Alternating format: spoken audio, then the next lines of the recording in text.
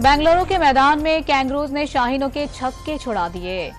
Australia का पाकिस्तान को जीत के लिए 368 रन का हदफ। डेविड वार्नर और मिचेल मार्श ने बॉलर्स को मार मार कर भुरकस निकाल दिया। ओपनिंग जोड़ी की 259 रन की जारहाना पार्टनरशिप। वार्नर के 124 गेंदों पर 9 छक्कों और 14 चौकों की मदद से बर्क रफ्तार 163 रन। मार्श ने 108 गेंदों पर 9 छक्कों और 10 चौके लगाकर 121 रन बनाए। हदफ के ताक़ुब में पाकिस्तान की बैटिंग जारी। कौमी बॉलर्स ऑस्ट्रेलियन बैटर्स के सामने गेंद करवाना ही भूल गए। हारिस रऊफ के 8 ओवर में 83 रन बना डाले। उसामा मीर के 9 ओवर्स में 82 रन जोड़ दिए। हसन अली के 8 ओवर्स में 57 रन बटोरे। शाहीन शाह आफरीदी ने 54 रन देकर 5 खिलाड़ियों को पवेलियन की राह दिखाई। शाहीनों की नाकिस फील्डिंग की रिवायत भी बरकरार रही। वर्ल्ड कप का पहला मैच खेलने वाले उसामा मीर ने वार्नर का आसान सा कैच छोड़ दिया। अब्दुल्ला शफीक ने भी वार्नर का कैच ड्रॉप किया। कप्तान बाबर आजम ने स्लिप कैच ड्रॉप किया। नवाज शरीफ कल दुबई से पाकिस्तान पहुंचेंगे। लीगी कायद के खुसूसी तैयारे को लाहौर और इस्लामाबाद में लैंडिंग की इजाजत मिल गई। पार्टी ने नवाज शरीफ को जलसागाह लाने के लिए 2 प्लान्स बना लिए। प्लान ए के तहत लीगी कायद इस्लामाबाद में लैंड करेंगे। कुछ देर मुशावरत के बाद हेलीकॉप्टर से लाहौर जलसागाह लाया जाएगा। प्लान बी के मुताबिक लाहौर में लैंडिंग के बाद हेलीकॉप्टर से मीनार पाकिस्तान जलसागाह पहुंचेंगे। नवाज शरीफ के फकीदुल मिसाल इस्तकबाल की तैयारियां। मीनार पाकिस्तान पर जलसागाह में पार्टी परचम, कुर्सियां, लाइट्स और बड़ी बड़ी स्क्रीन्स लगाए जाने लगी। शहर की शाहराहों और रक्षों पर नवाज शरीफ के इस्तकबालिया बैनर्स, फ्लेक्सिस, आवेजा और लीगी कायद की आमद पर तैयारे से फूल बरसाए जाएंगे। मुल्क भर से मतवालों के काफिले लाहौर की जानिब रवाना। जलसागाह के तमाम इंतजामात मुकम्मल कर लिए गए। आवाम आपका बेताबी से इंतजार कर रहे हैं। मरियम और शहबाज की नवाज शरीफ से टेलीफोनिक गुफ्तगू। लीगी रहनुमा राना सनाउल्लाह और सैफुल मलूक खोकर का जलसागाह का फजाई दौरा। दोनों रहनुमा फजाई दौरे के बाद जलसागाह कंटेनर पर पहुंच गए। पुलिस ने जलसे की सिक्योरिटी इंतजामात मुकम्मल कर लिए। 10 एसपीज, 35 डीएसपीज और एसएचओ समेत 10,000 से जायद अफसरान और अहलकार तैनात होंगे। पहले एक लाडला था, अब एक और आ गया है। 1000 दिन से जायद बैरून मुल्क रहने वाले शख्स को 18 मिनट में जमानत मिलना एक मजाक है। पीपी रहनुमा हसन मुर्तजा की कड़ी तनकीद। हमास ने गाजा में जंग बंदी के बदले यरगमालियों को रहा करने की पेशकश कर दी। गाजा में कैद 203 यरगमालियों में से कई की रहाई के लिए बातचीत जारी। बरतानवी नशरियाती इदारे का दावा। हमास फौरी जंग बंदी पर कुछ यरगमालियों को रहा करने पर राजी। हमास की पेशकश पर इसराइल की जानिब से फौरी तौर पर कोई रद्द अमल नहीं आया। सहूनी अफवाज ने गाजा की रिहायशी इमारतें छोड़ी, ना ही अस्पताल, अब इबादत गाहें भी निशाने पर। रात की तारीकी में चर्च पर बम बरसा दिए। गिरजाघर में पनाह लिए 18 मसीही लुक़्मा अजल बन गए।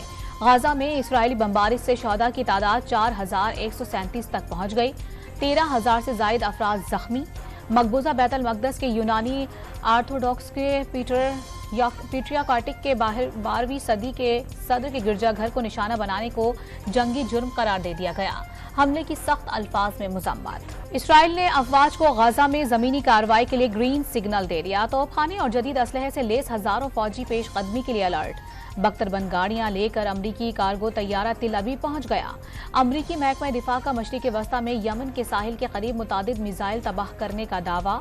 इसराइल का कौमी सलामती के नाम पर मुल्क में गैर मुल्की टीवी चैनल्स को कवरेज बंद करने का हुक्म। गाजा में इंसानी बुनियादों पर इमदादी सामान की तरसील ताहाल शुरू न हो सकी। मिस्र और जनूबी गाजा के दरमियान रफा बॉर्डर क्रॉसिंग पर इमदादी सामान से भरे ट्रकों की तवील कतारें। इसराइल हर मिनट बम बरसा रहा है। बंजर जमीन को भी नहीं छोड़ा जहां कोई इंसान है ना ही जानवर। रफा क्रॉसिंग पर 8 रोज से तैनात मिस्री फूड बैंक के चीफ एग्जीक्यूटिव मोहसिन सरहान का इंकशाफ। गाजा में हर तरफ शदीद तरीन बमबारी, इमदादी सामान की तरसील में रुकावट करार। पाकिस्तान ने 81 टन इमदादी सामान खुसूसी तैयारे से मिस्र पहुंचा दिया। गाजा इसराइली बमबारी से जहन्नुम बन चुका। शहरियों के पास वक्त खत्म हो रहा है। अक़वाम मुत्तहिदा फ़लस्तीन पनाह के गुज़ीनों के लिए रिलीफ एंड वर्क्स एजेंसी ने खबरदार कर दिया। गजा का मुहासरा खत्म करने और इंसानी इमदाद की फौरी तरसील का मुतालिबा। इमदादी सामान की तरसील के लिए रफा क्रॉसिंग न खुलने पर इजहार अफसोस।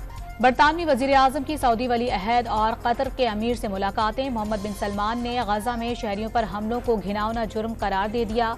قطری امیر شیخ تمیم بن حماد الثانی اور رشی سوناک کا خطے میں کشیدگی روکنے اور غزہ میں خوراک، پانی اور ادویات کی فوری فراہمی پر اتفاق۔ دونوں رہنماؤں نے حماس کے حملوں کے بعد شہریوں کو ہلاکت کو افسوسناک قرار دے دیا۔ لبنانی مزاحمتی تنظیم حزب اللہ کے حملوں کا خوف، اسرائیل نے لبنانی سرحد کے قریب شمالی شہر کریات شمونہ کو خالی کرا لیا۔ 23,000 افراد کو سرکاری گیسٹ ہاؤسز میں منتقل کر دیا گیا۔ حزب اللہ نے گزشتہ چند روز کے دوران لبنانی سرحد کے قریب اسرائیلی فوجی چوکیوں کو نشانہ بنایا۔ ایم کیو ایم پاکستان کی کراچی کی شارع فیصل پر یکجہتی فلسطین ریلی، بڑی تعداد میں کارکن ریلی میں شرکت کے لیے پہنچ گئے۔ 90 روز میں انتخابات اور سویلینز کی ملٹری ٹرائلز کے خلاف درخواستیں سپریم کورٹ میں 23 اکتوبر کو سماعت کے لیے مقرر۔ 90 روز میں الیکشن کی سماعت چیف جسٹس کی سربراہی میں 3 رکنی بینچ کرے گا۔ سویلینز کے ملٹری ٹرائلز کا کیس جسٹس اعجاز الاحسن کی سربراہی میں 5 رکنی بینچ سنے گا۔ نگراں وزیر اعظم کا دورہ چین اور امچی کے تاریخی گرینڈ بازار کی مسجد میں نماز جمعہ کی ادائیگی۔ انوار الحق کاکڑ کی ملک و قوم اور امت مسلمہ کی ترقی و خوشحالی کے لیے دعائیں۔ غزہ کے مظلوم فلسطینیوں کے لیے بھی خصوصی دعائیں کی۔ پی ٹی آئی کے رہنما کامران بنگش پشاور سے گرفتار، 5 ماہ سے روپوش تھے۔ سابق صوبائی وزیر 9 مئی کے کیسز میں پولیس کو مطلوب تھے۔ کامران بنگش کے خلاف بدعنوانی کے مقدمات بھی درج ہیں۔ انسداد دہشت گردی عدالت لاہور سے پی ٹی آئی کارکن صنم جاوید کی رہائی کا حکم نامہ جاری، عدالتی اہلکار روکار لے کر جیل پہنچ گئے۔ چیف جسٹس قاضی فائز عیسیٰ کی سربراہی میں جوڈیشل کمیشن نے سندھ ہائی کورٹ کے جسٹس عرفان سعادت کی سپریم کورٹ جج تعیناتی کی سفارش کر دی۔ حتمی منظوری کے لیے پارلیمانی کمیٹی کو نام ارسال۔ کراچی کو جرائم سے پاک شہر بنائیں گے، اسمگلنگ اور غیر قانونی کاروبار کے خلاف بھرپور کارروائیاں جاری رہیں گی۔ نگراں وزیر داخلہ سندھ حارث نواز کا 2 ٹوک موقف۔